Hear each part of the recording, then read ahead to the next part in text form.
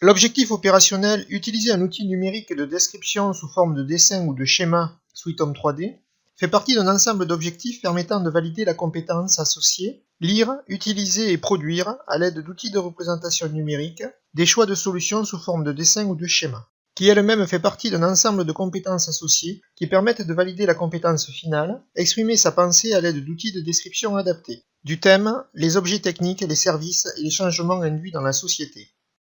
Les niveaux de maîtrise que vous aurez obtenus pour chacun de ces objectifs opérationnels lors des différentes évaluations permettront au professeur de déterminer votre niveau de maîtrise global pour la compétence visée.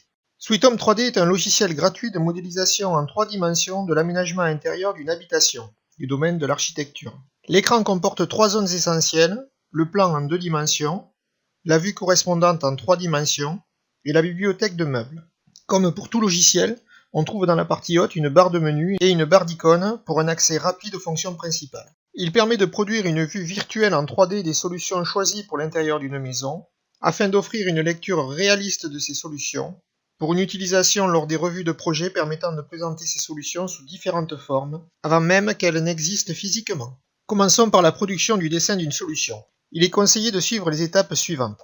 Tout d'abord, importer une image du plan de la maison comme arrière-plan, pour faciliter le dessin à l'échelle en travaillant comme avec un calque. Ensuite, créer les murs et cloisons, puis modifier les murs, épaisseur, hauteur, couleur, texture si nécessaire, puis ajouter les portes et fenêtres qui vont s'intégrer dans les murs et cloisons, les meubles et accessoires. Si nécessaire, il est possible de modifier tous ces éléments, couleur, élévation, dimension, rotation, etc.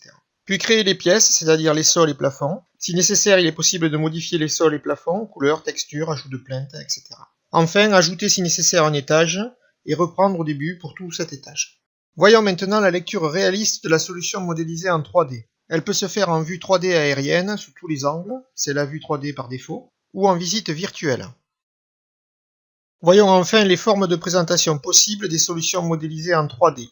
Il est possible de présenter des photos réalistes en vue aérienne ou en visite virtuelle de ces solutions, de présenter une vidéo de la visite virtuelle, de présenter le modèle en 3D en réalité augmentée, avec le service en ligne Augment par exemple, de présenter une simulation de maison domotique programmée sous Scratch. Nécessite alors l'installation de l'extension Scratch Home pour Sweethome. Voyons maintenant ce qu'il faut savoir et savoir faire à l'évaluation pour obtenir un niveau de maîtrise très bonne maîtrise pour cet objectif opérationnel. Utilisez un outil numérique de description sous forme de dessin ou schéma, Sweethome 3D. En 5e, vous devez savoir identifier le plan 2D, la vue 3D en vue aérienne, la vue 3D en visite virtuelle, sur une capture d'écran du logiciel Sweethome 3D qui est donné, et sélectionner dans une liste les étapes pour dessiner un projet et les ordonner.